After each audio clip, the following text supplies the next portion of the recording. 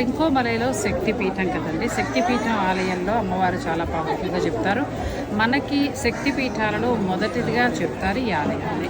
ఇక్కడ ఏంటంటే వారి నమ్మకం. మనం ఇలా ఉయ్యాలా తీసుకుని ₹1 కాయిన్ ఇవ్వాలి, కట్టిస్తే వాళ్ళు స్వామి దగ్గర పెట్టి పూజ చేసిస్తారు.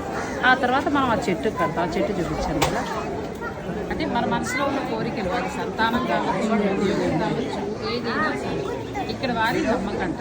సో నేను ఒకసారి మీకు చూపిద్దామని తీసుకున్నాను.